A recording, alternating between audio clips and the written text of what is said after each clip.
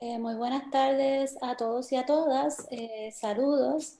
Mi nombre es Natalia Pulsar Cervera. Trabajo como coordinadora de educación en la campaña Auditoría Ya.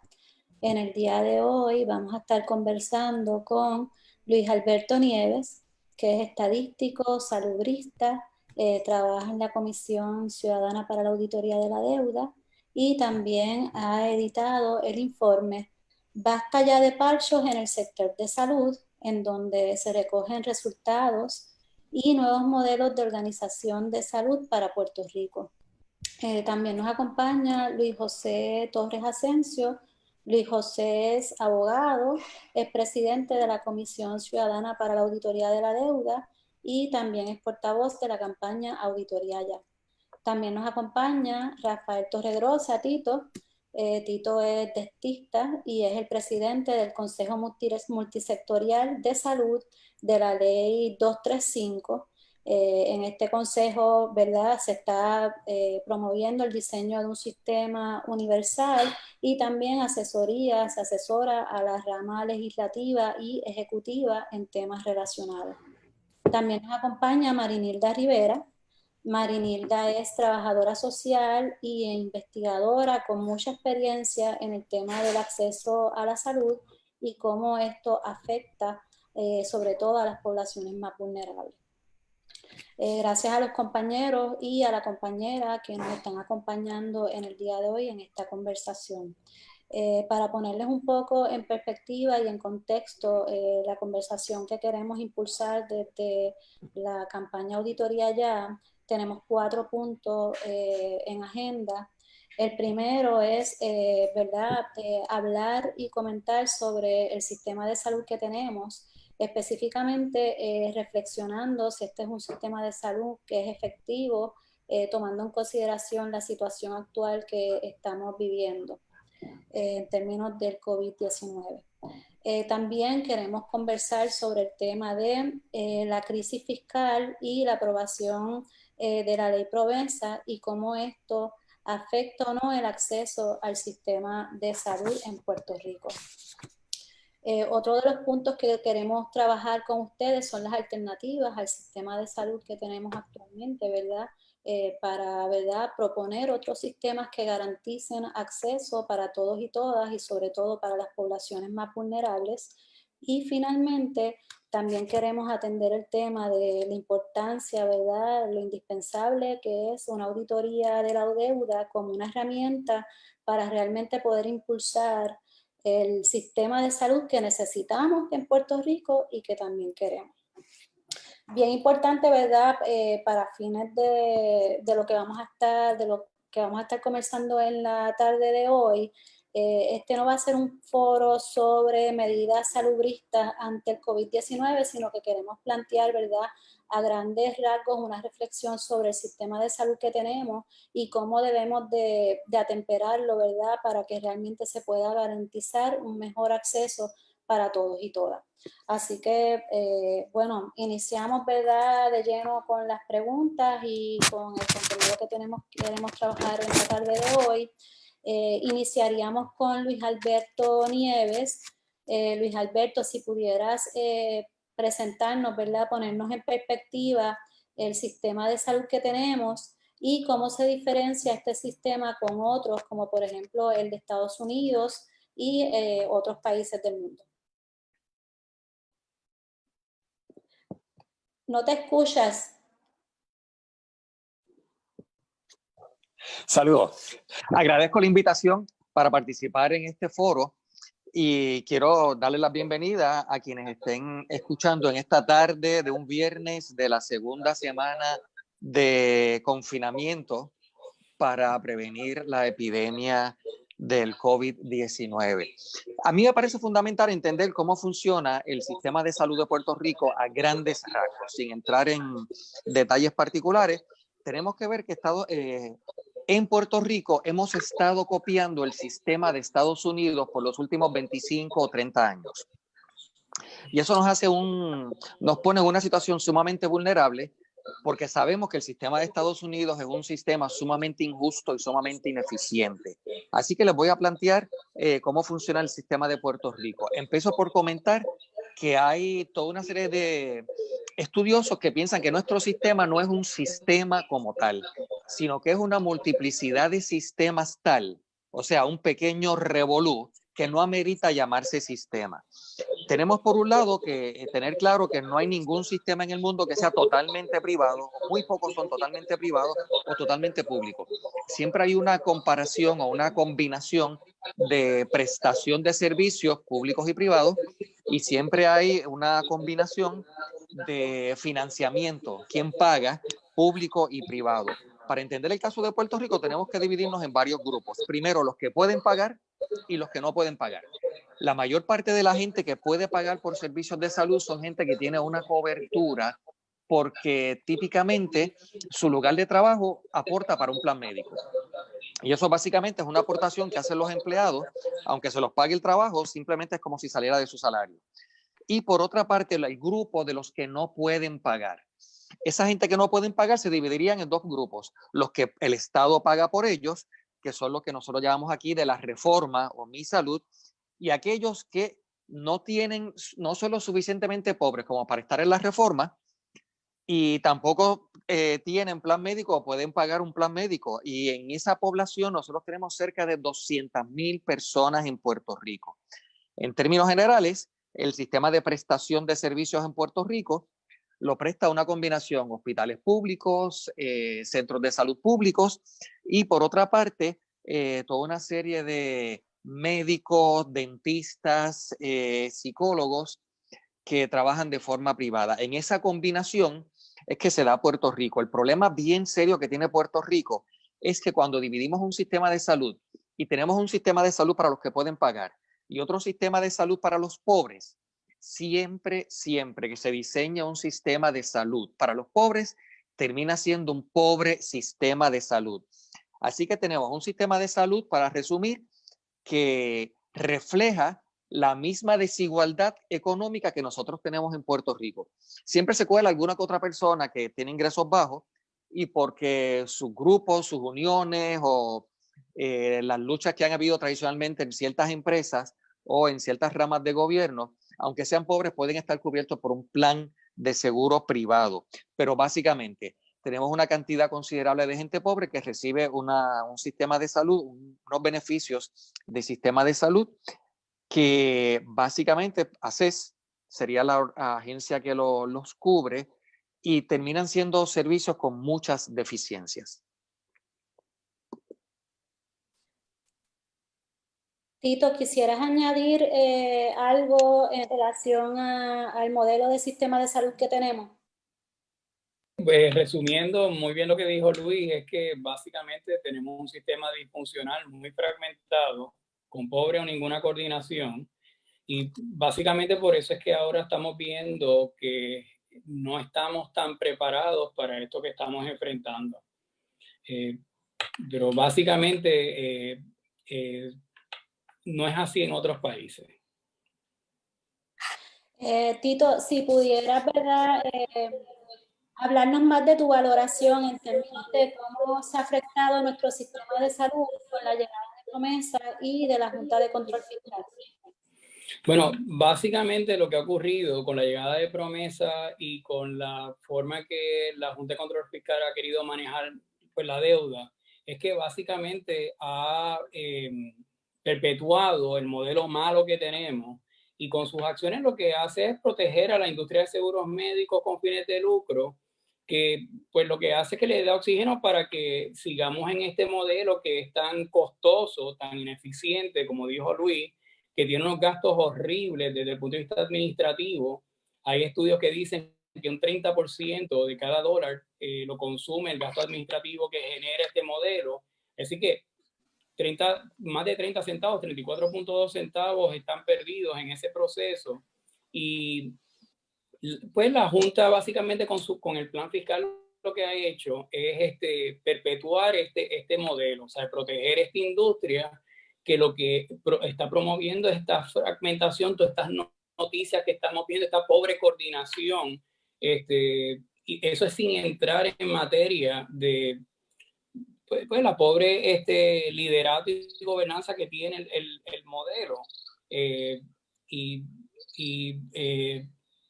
no sé si fuéramos a entrar ahora en este momento, pero la Junta no ha aceptado las propuestas que nosotros le hemos llevado para, como parte de la reorganización de la estructuración de los servicios esenciales, se contemple una transformación del sistema, porque es que no es viable.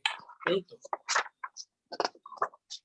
Y de hecho, un poco de esa relación de que tenemos un sistema de salud muy costoso, pero muchas personas no tenemos acceso a ese sistema de salud. Por otro lado, tenemos un sistema de salud que es costoso, pero que incluso estamos viendo que es muy deficiente para manejar la crisis actual, en términos de lo que hemos vivido con el huracán María, con los terremotos, también ahora con la emergencia del COVID-19, ¿verdad? Más adelante vamos a estar hablando, ¿verdad?, de cómo nos podemos replantear este sistema o modelo de salud, pero si bien importante para nosotros, sabemos que, bueno, eres el presidente del Consejo Multisectorial de Salud, y si nos pudieras dar, ¿verdad?, más información sobre las gestiones que se han estado haciendo desde el Consejo para, ¿verdad?, presentar, como ya tú lo has mencionado, ¿verdad?, las deficiencias y dificultades que tenemos en nuestro sistema de salud.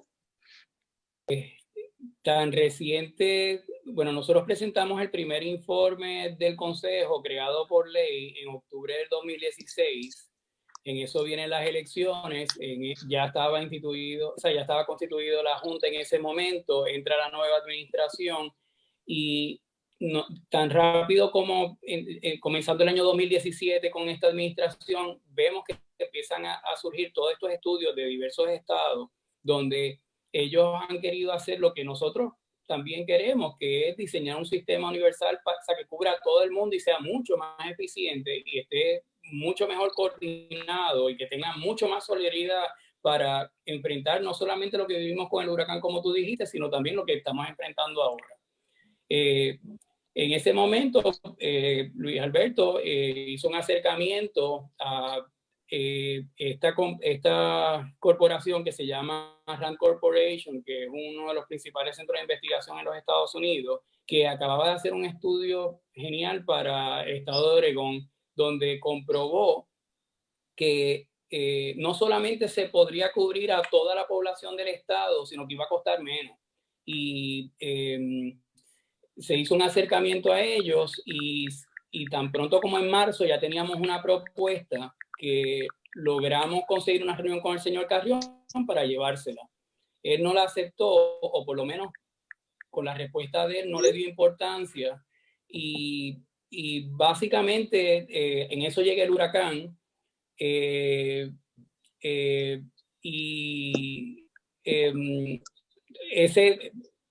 ahí nos dimos a la tarea de ver cómo otra vez tratábamos de que la Junta, con el nuevo plan fiscal que iba a preparar, consideraba, porque a todas luces necesitábamos una reestructuración de nuestro sistema, porque las primeras cifras que salieron en estudios diciendo que eran 4.645 muertes eran la evidencia del colapso de nuestro sistema, ¿verdad? Lo que queríamos evitar que ahora estamos enfrentando. Esa reunión, tuvimos una vista pública ante la Junta donde presentamos nuestra propuesta.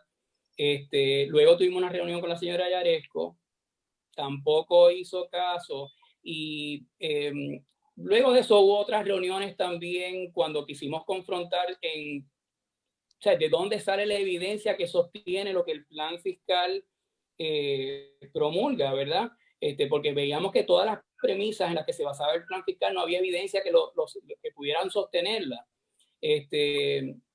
Y básicamente yo creo que es una negligencia de parte de la Junta que raya en la temeridad, porque lo que vivimos con el huracán no queremos ver lo que vuelva a ocurrir ahora con esto que estamos enfrentando. Y es todo por el colapso del sistema, por la falta de coordinación, la disfuncionalidad, si se dice así, de un sistema que está manga por hombro. Uno de los componentes más importantes que debe tener un sistema, según lo propone la Organización Mundial de la Salud, debe ser el liderato y la gobernanza. Y ahora mismo miren lo que estamos viendo esta semana, no tenemos ni liderazgo ni gobernanza en la salud. Así que no, pese a eso, pues todavía hay cosas que podemos hacer. Luis Alberto, en términos de... ¿No quieres comentar algo sobre Sí, déjame comentar algo, porque me parece que este es el momento, por lo que acaba de decir Torregrosa, que podemos relacionar esto con la agenda del Frente Ciudadano por la Auditoría de la Deuda. Hay que tener bien claro que el sistema de salud de Puerto Rico no es un sistema sostenible financieramente. Hay que empezar por ahí. Y cuando sucede una cosa como esa, hay que cuestionar qué está pasando que no es sostenible. El primer problema con que no es sostenible es que ha estado viviendo artificialmente a base de préstamos que ha tomado el gobierno. Y eso desde los años 90. Como parte del funcionamiento del gobierno se ha emitido deuda que al fin y al cabo va a financiar los servicios de salud. El problema con esto es el siguiente, no tan solo que estamos pagando y acumulando deuda, sino que ese mismo dinero, y esto es lo que nos decía Torregrosa, con ese mismo dinero que nosotros invertimos ahora, seguramente se puede asegurar a toda la población de Puerto Rico, que todo el mundo tuviese un plan médico y básicamente que fuese el mismo plan médico para todo el mundo. Sin embargo, la Junta de Control Fiscal, en su interés por básicamente pagarle a los bonistas, ha sugerido toda una serie de reformas menores, que es lo que nosotros llamamos parchos. O sea, en el sistema de salud tenemos que decir claramente, no aguanta más parchos. Y eso es lo que estaba haciendo la Junta, promoviendo unas cosas que, como decía Torregrosa, en Estados Unidos se han promovido y se ha encontrado que no existe evidencia para promover ese tipo de política que supuestamente va a economizar dinero. Nosotros lo que planteamos y lo que hemos planteado, y este es el Consejo Multisectorial de Salud, como dijo Torregrosa, un organismo creado por ley, lo que ha planteado es que es urgente hacer un estudio financiero, un estudio económico, un estudio actuarial para mostrar evidencia de que efectivamente si cambiamos las bases injustas de este sistema, podríamos asegurar a toda la población. Lo que nos dice Torregrosa es que lo que ha estado haciendo la Junta de Control Fiscal como en parte de su plan fiscal es requerir que por ejemplo, que a los empleados del sector público, para evitar gastar tanto en el gobierno, que se baje la contribución que se hace para pagar los planes médicos. por un lado. Y en términos de salud, lo que se ha requerido también son cambios menores, pero las bases injustas de un sistema de salud como el que tenemos no se tocan. Y nuestro planteamiento básico es, aunque está claro que el sistema no es sostenible, nosotros tenemos que cuestionar en primer lugar cómo reorganizar el sistema, porque tal vez con el dinero que tenemos nos da para asegurar a toda la población. Y eso es lo que la Junta de Control Fiscal ni siquiera acepta entender, ni siquiera acepta entender. Sí, de hecho, ahora mencionabas, ¿verdad?, los parches que ha estado impulsando, ¿verdad?, esos parches a nivel de reformas que ha hecho la Junta de Control Fiscal. ¿Cómo, verdad, esos pequeños parches que ha impulsado la Junta, pero que mantienen, ¿verdad?, la estructura de ese modelo desigual, de injusticia, altamente costoso? ¿Cómo tú dirías, Luis Alberto, que van a estar dificultando, ¿verdad?, que podamos enfrentar la situación actual de la emergencia de salud por el COVID-19? Sí, pues mira, hay varias cosas y qué bueno que presenta, porque en este momento en particular en Puerto Rico tenemos que discutir estas cosas y me agrada mucho que esté con nosotros también la trabajadora social Marinilda Rivera, que supongo que tan pronto yo termine de hablar, ella va a querer añadir unas cosas adicionales, porque para empezar, en el plan, en el Task Force, en el grupo de trabajo de la gobernadora para atender el COVID-19, no hay ninguna persona que pueda entender los asuntos sociales. Así que bueno, voy a empezar a contestar la pregunta y quisiera por favor invitar a la trabajadora social y profesora Marinilda Rivera a que complemente lo que voy a decir. El asunto básico es el siguiente. Por años se ha estado debilitando la estructura básica de servicio público en el sistema de salud de Puerto Rico. O sea, no tan solo se ha restado, no tan solo se privatizaron hospitales en su momento, la década de los 90, sino que además de eso, la propia estructura del Departamento de Salud se ha estado esquilmando. Cada vez hay menos fondos. Por ejemplo, en estos días ha sido bien claro la importancia de tener un grupo de profesionales bien cualificados, bien adiestrados, que puedan hacer su carrera en el Departamento de Salud, como por ejemplo en la oficina de quien ocupe la oficina de la epidemiología del Estado.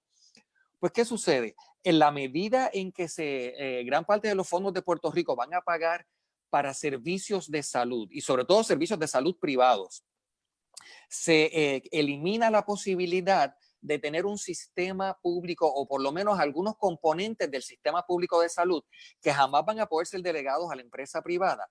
Se niega la posibilidad de que se fortalezca. ¿Y qué sucede? Justo en este momento tenemos, para empezar, en términos de sistema de salud, una incapacidad de planificar, cosa que antes sí se tenía, pues no lo tenemos ahora, porque básicamente la inmensa mayoría de los recursos van simplemente a tratamiento, van simplemente a cuidado médico y se pierde la función rectora del sistema de salud.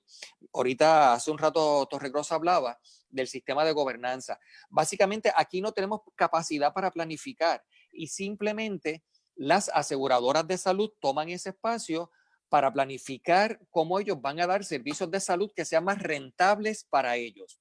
¿Qué es lo que eso quiere decir? No podemos pensar a largo plazo. Nuestro sistema de salud se hace para ver cómo se puede recuperar la inversión de capital que presenta o una aseguradora o un hospital o un grupo médico en particular. En este momento se requiere de una enorme cantidad de inyección de fondos, y de eso hablaremos un poco más adelante, para poder prepararnos para la emergencia, para poder tener camas suficientes, para poder tener respiraderos, no ventiladores, respiraderos suficientes para hacer terapias respiratorias lo suficiente. Necesitamos una cantidad enorme de medicinas y el Estado tiene una estructura bien frágil. Así que para contestar la pregunta, décadas de privatización que ha sido financiada a base de préstamos gubernamentales, ha reducido la capacidad del Estado de intervenir. Y yo presento esta primera parte, pero supongo que Marinilda Rivera podría abundar en lo que esto representa específicamente para las personas más vulnerables.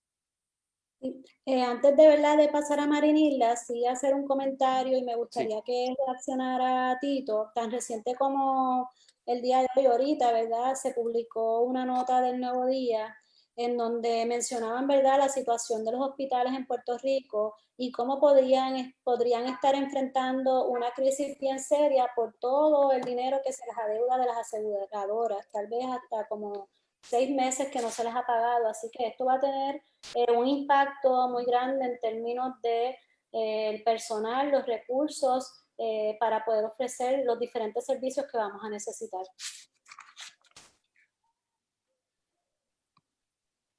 ¿No se escucha, Tito? Sí. Ahora. Ajá, sí, básicamente esta es otra manifestación pues de la pobre coordinación, cuán disfuncional es el modelo. O sea, como dijo Luis Alberto, o sea, el componente en un sistema de salud donde existe un componente importante, que es el más importante que está en el eje, es el que hablamos de gobernanza y liderato, pero cuando tenemos que estas aseguradoras, que son las que corren el componente de financiamiento, llenan ese espacio del liderato, pues ellas se sirven con la cuchara grande, son las que tienen el dinero, y entonces ahí es que empieza el disloque, que entonces el resto de los componentes empezamos a fallar. Por ejemplo, si los hospitales no reciben el dinero adecuado para estar lo suficientemente preparadas con la cantidad adecuada de unidades de emergencia para confrontar esta crisis,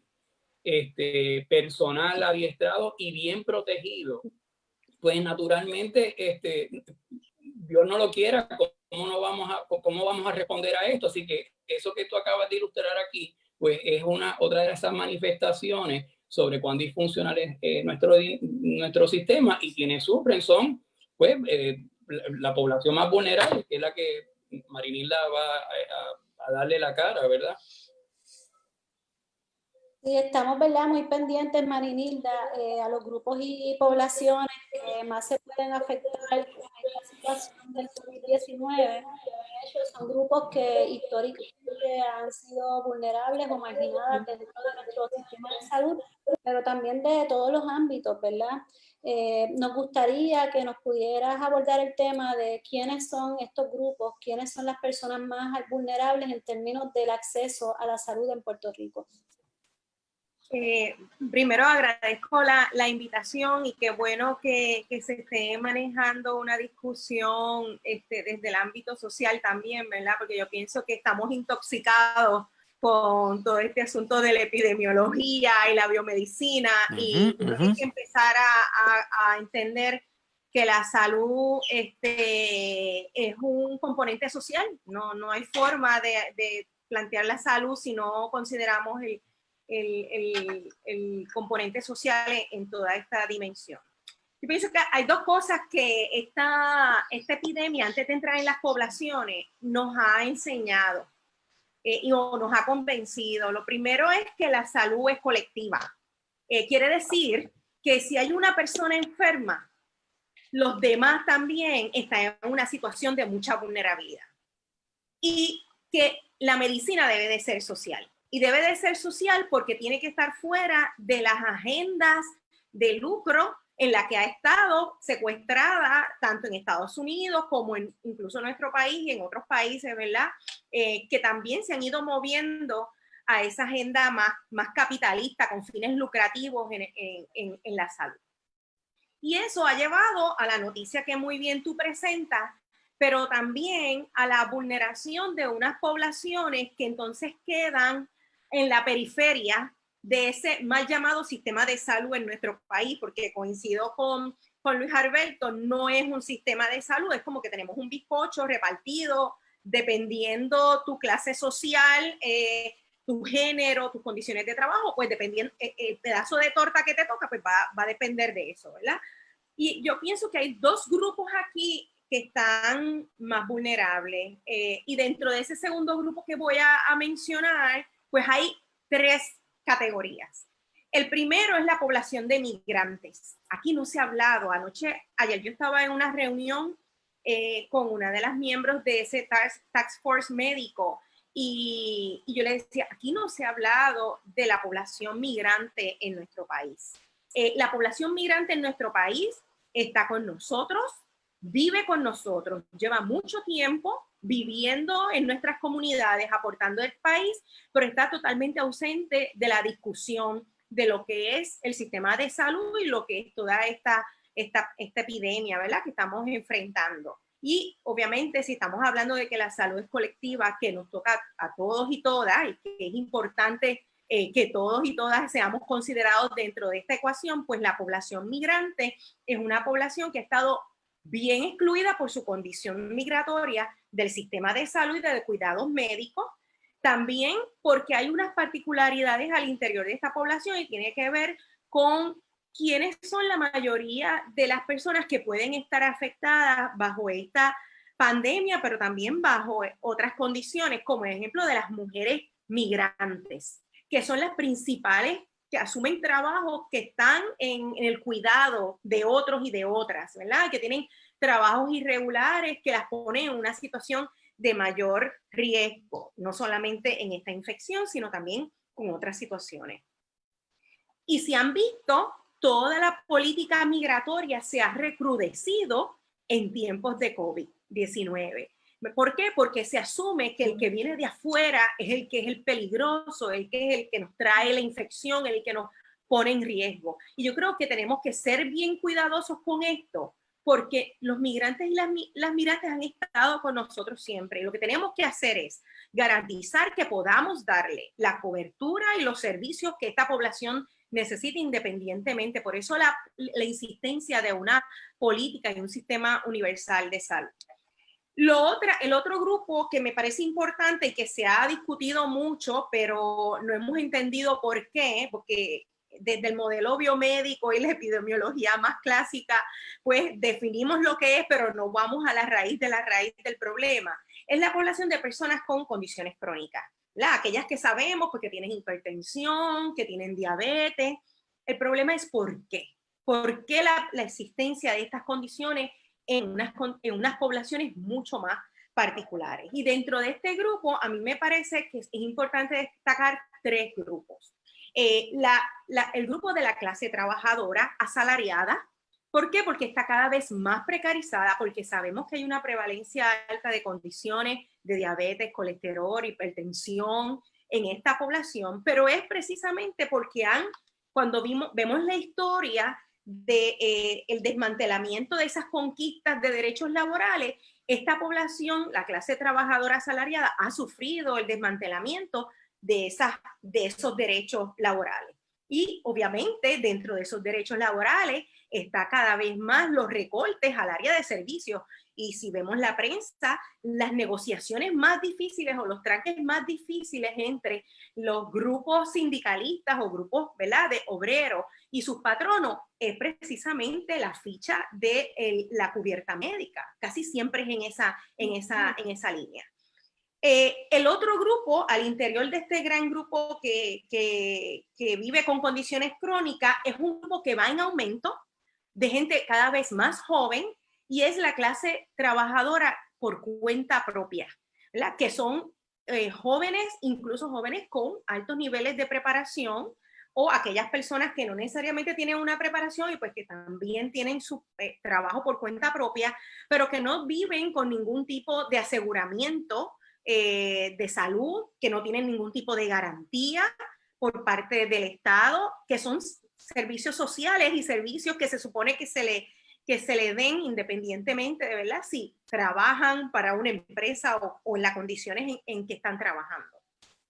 Y el otro grupo, que es el grupo que también el COVID ha estado anunciando mucho, se ha estado anunciando mucho en la prensa, que son nuestros viejos y nuestras viejas, porque sabemos que pues tienen mayores condiciones, presentan un cuadro de salud más comprometido, pero no solamente por eso, sino porque han vivido y están viviendo en las últimas 2 décadas el alza en el costo de vida y en las condiciones de vida, y ellos y ellas únicamente tienen un ingreso con que enfrentar esos gastos y esos costos a nivel social.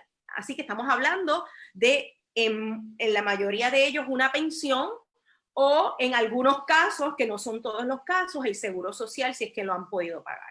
Entonces, estamos hablando que en los pasados quizás 13, 14, 15 años han enfrentado un alza en el costo de vida en nuestra sociedad, gastos médicos, y hemos visto, lo sabemos, de personas viejos y viejas que tienen que decidir entre si comer o pagar su medicina, o pues saco 15 pastillas, o no me pongo la insulina hoy, me la pongo mañana. Eso lo vemos en trabajo social todo el tiempo, todo el tiempo. Eso va precarizando sus condiciones de salud, pero ellas están tratando de tantear.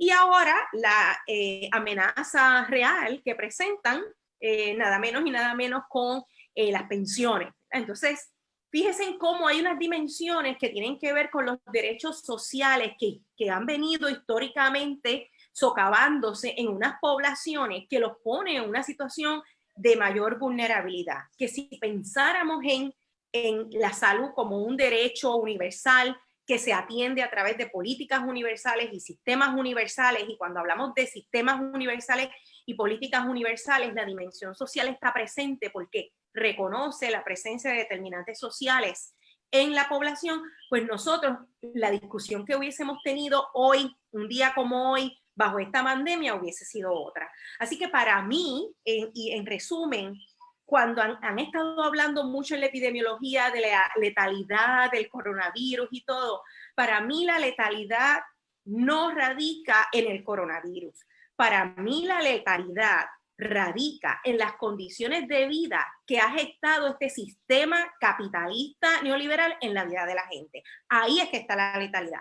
Pero de eso nadie quiere hablar, y entonces queremos insistir en mantener un sistema de salud que siga nutriendo ese sistema capitalista y ese complejo médico-industrial, aunque nos cueste la vida. Y al final nos mandan a nosotros a ser responsables y encerrarnos en nuestras casas. Así que me parece que ese es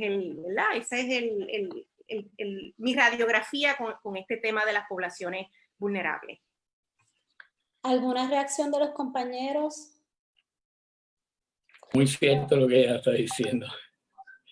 Sí, de hecho, básicamente es como una caricatura que, lo que dice Marinilda, una caricatura que vi hace una semana cuando apenas llegaba el coronavirus a Estados Unidos, que esto era como un gran buque, o sea, una manera de ver este problema, y pues como yo entiendo lo que ella explica de la dimensión social, es que esto es como si fuera un gran crucero que tiene distintas estratos, distintos pisos, el Titanic, por llamarlo así, pero todos estamos en el mismo barco. O sea, estas son las instancias que nos muestran que pues una persona que goza de una salud bien, muy buena, o que tiene unos ingresos muy cómodos, pues está tan vulnerable por la falta de atención que puedan tener la gente que no tenga acceso, porque como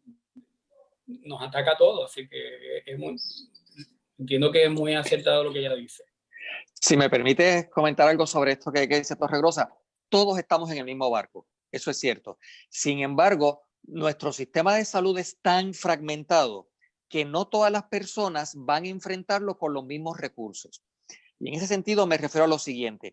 Cuando Marinilda hablaba de la universalidad, nosotros lo que quisiéramos hacer es que por primera vez, aunque todos estamos en el mismo barco, que es la isla de Puerto Rico, todos estemos cobijados bajo el mismo sistema. Y esa es la situación a la que aspiramos, esa es la situación a la que queremos llegar, porque es la situación que al fin y al cabo economiza más dinero, es mucho más justa, es mucho más eficiente, y la lógica es bien sencilla. Si todos estamos bajo el mismo sistema de salud, un único sistema para todo el mundo, tanto las personas más acomodadas como los más pobres se van a beneficiar de tener un mejor sistema de salud. Y aquí insisto en lo que dije al principio, mientras tengamos un sistema de salud para la gente pobre, siempre vamos a tener un pobre sistema de salud para esa población. Así que el planteamiento que quiero hacer en el caso de la epidemia, todos estamos en la misma isla, todos estamos al mismo riesgo de ser contagiados, pero no todos estamos teniendo la posibilidad de recibir el tratamiento adecuado. Y sobre eso es que se basa todos nuestros esfuerzos. Los esfuerzos que quiere hacer la Junta de Control Fiscal para manejar la deuda de Puerto Rico simplemente terminan reforzando las diferencias de clase social. reforzando las diferencias de acceso a servicios de salud. Y nuestra lucha tiene que ser por todo lo opuesto, todo el mundo bajo un solo sistema.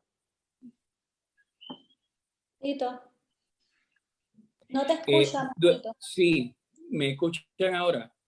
Sí. ¿Se escucha?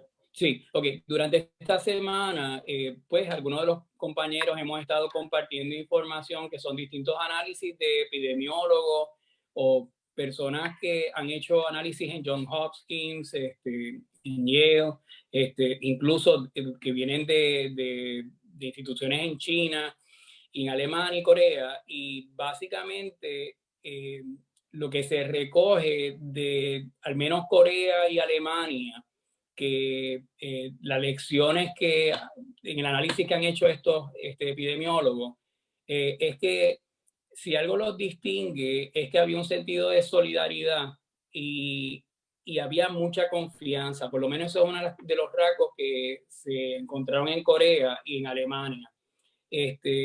Y probablemente por eso es que ellos han podido manejar mejor la situación, porque había presente ese sentido de solidaridad que probablemente muy bien lo promovía cómo se gobernaba o cómo se lideraba el sistema de salud, que es algo que pues nosotros tenemos que aprender.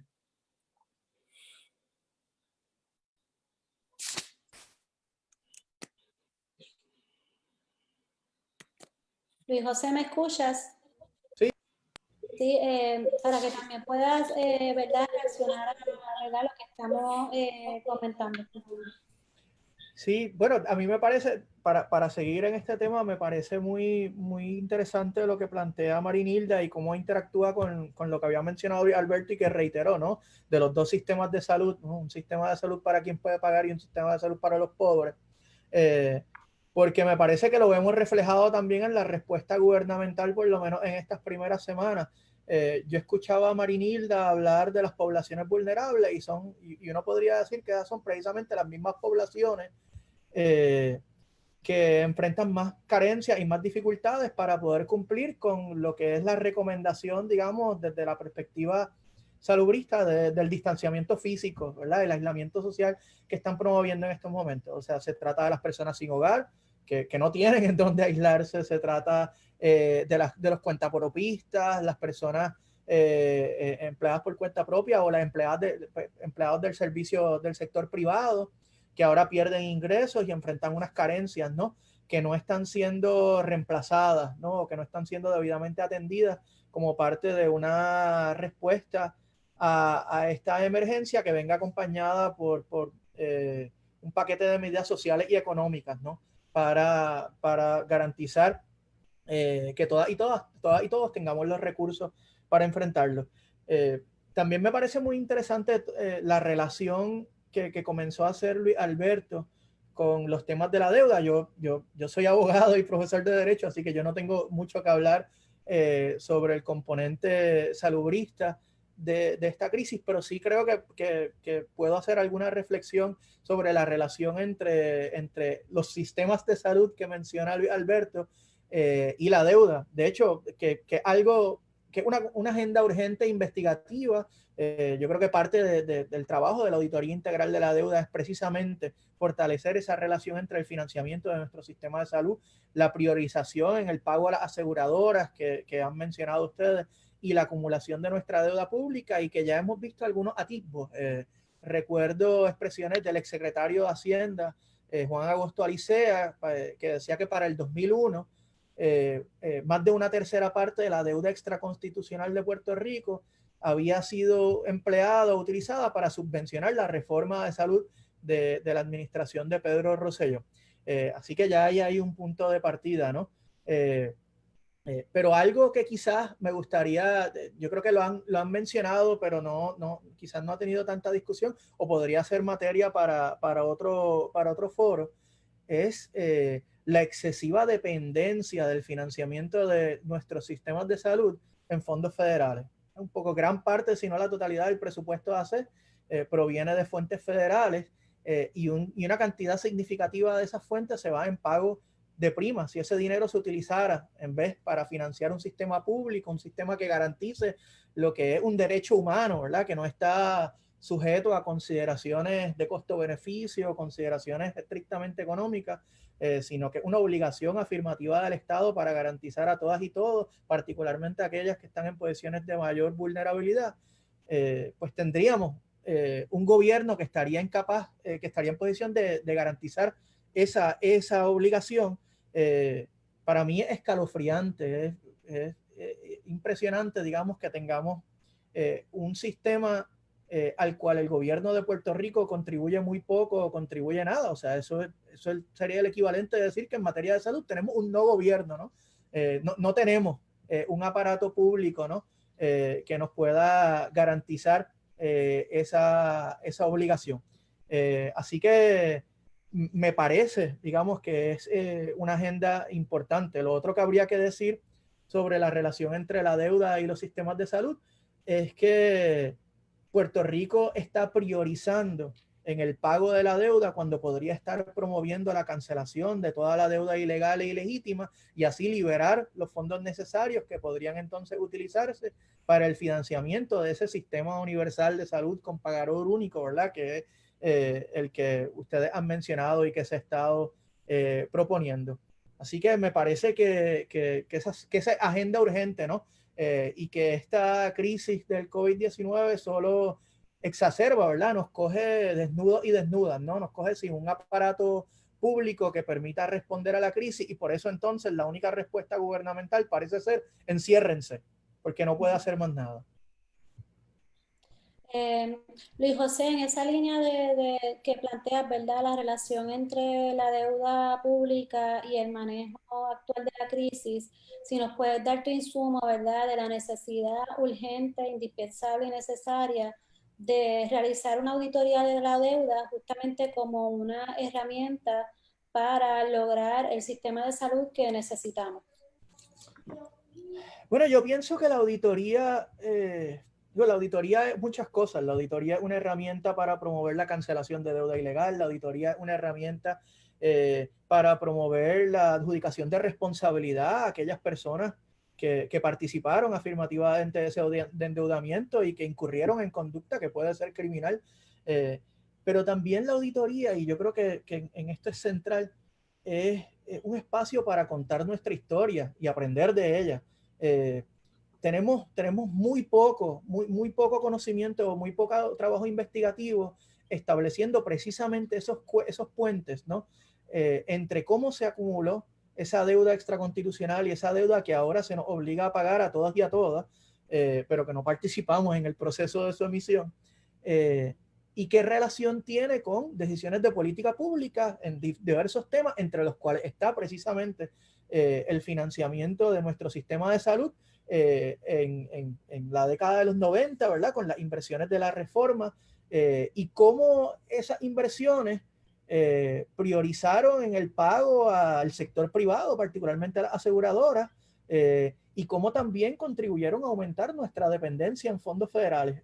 Una de nuestras representantes en la comisión, la licenciada Nilka Muñoz Sosa, me decía, o sea, que antes de la reforma de salud, los fondos federales representaban cerca del 15% del presupuesto de nuestro sistema de salud. Y ahora está completamente invertido. Ahora el 15% o menos del 15% es lo que se invierte de fondos del gobierno de Puerto Rico y todo lo demás son fondos federales. Eso es increíble y una auditoría integral y ciudadana, verdaderamente independiente de la deuda, nos permitiría contar esa historia y aprender las lecciones para evitar repetirla.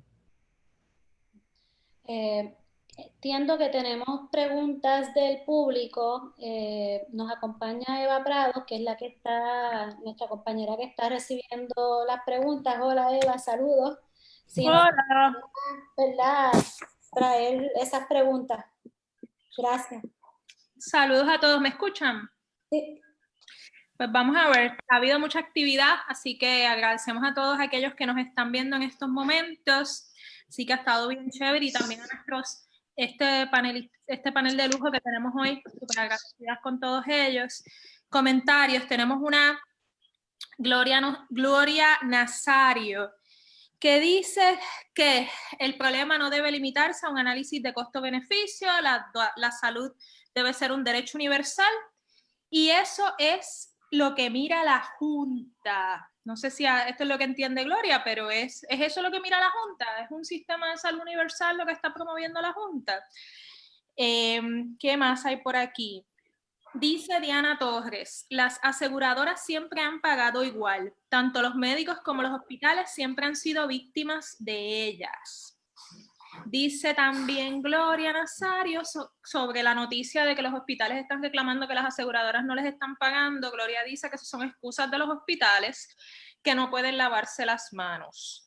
Por su parte, Luis Ramírez dice, mientras las aseguradoras se mantengan como parte de la ecuación del sistema de salud en Puerto Rico, no habrá resultados positivos, que no sea el racionamiento de servicios para que haya mayor rendimiento económico para los accionistas de dichas aseguradoras.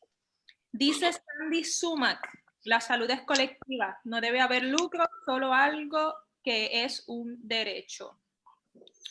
Por ahí hablaron también, hicieron preguntas, Marinilda, varios sobre las personas sin hogar, ¿verdad? Sobre el acceso a la salud para las personas sin hogar, las personas con problemas de adicción y, ¿qué más? Vamos a ver.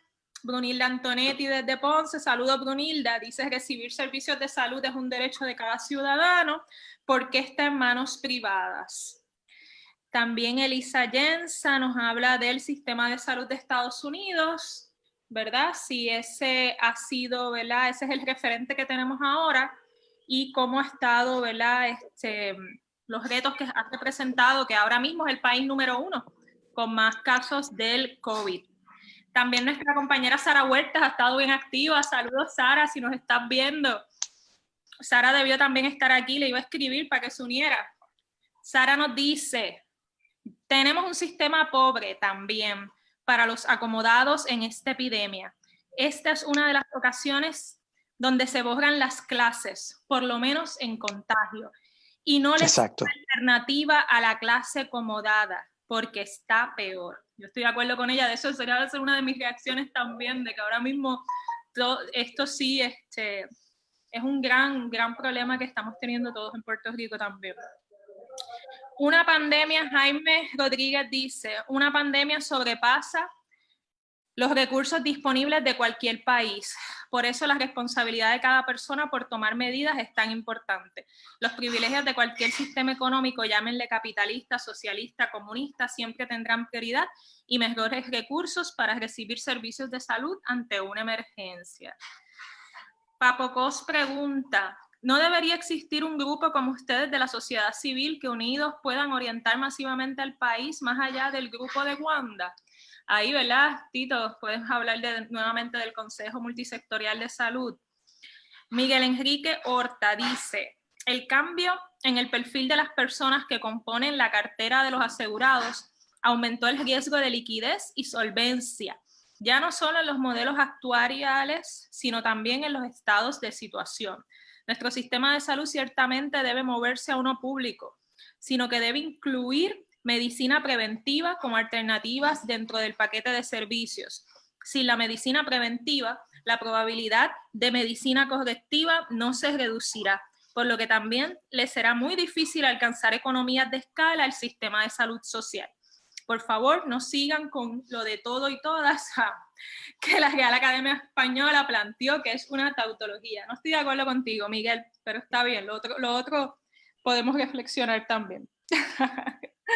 Un sistema controlado por quien más sed de lucro tiene, las aseguradoras, está terminando el racionamiento de servicios. Muy bien. Entonces aquí finalmente, o sea, que aumenta la dependencia de fondos federales para pagar aseguradoras, que aquí este es el último comentario que tenemos. Si es así que ha aumentado la dependencia en fondos federales, como un poco los compañeros han planteado. No sé si quieren algún comentario, reacción en estos últimos minutos a lo que ha dicho nuestra audiencia. Yo quería empezar con un comentario breve sobre la idea de racionamiento. Y es que hemos visto y nos ha sobrecogido a las escenas los relatos, los testimonios de personas en hospitales, sobre todo en Europa, trabajadores de la salud que tienen que racionar ellos y tomar la decisión de a quién le van a dar el tratamiento. Yo quiero hacer un comentario sobre eso. En primer lugar, cuando nosotros hablamos de que esa epidemia en esos países, Italia y España, se ha salido de proporción, tenemos que aclarar dos cosas. Primero, que fue la falta de unas medidas de salud pública, de unas medidas epidemiológicas, la que llevó a esa situación, que obliga ahora a los trabajadores de la salud, médicos, a las enfermeras, a racionar el servicio. Pero en el caso de Estados Unidos, y por consiguiente en el caso de Puerto Rico, nosotros hemos estado racionando el servicio también, pero de otras formas. En el caso de Europa, una vez llegan al hospital, tienen que tomar la decisión de a quién le van a dar el servicio. Nuestro caso es peor, porque nosotros hemos estado racionando el servicio para que las personas ni siquiera lleguen a los hospitales. El hecho de que tenemos una población en Puerto Rico que tiene un pésimo acceso a los servicios de salud. Y como nos presentó Marinilda, tenemos serias poblaciones, una cantidad considerable de personas que pertenecen a otras poblaciones que ni siquiera acceden a los servicios de salud. Eso es racionamiento, y ese racionamiento es mucho más injusto que otros racionamientos porque ni siquiera llegan a la salud.